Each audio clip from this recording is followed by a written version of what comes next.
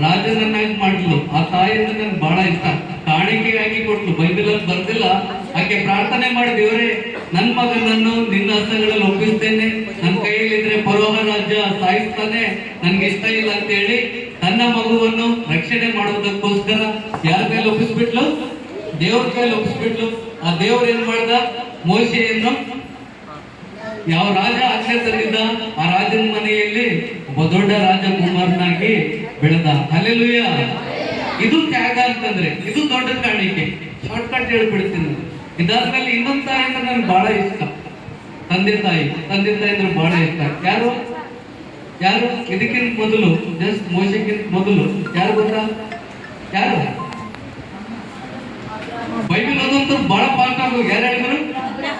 Abraham ಅಂದ್ರೆ ಬಹಳ ಇಷ್ಟ ನನಗೆ. ಯಾಕೆ ಗೊತ್ತಾ? ಯಾಕೆ?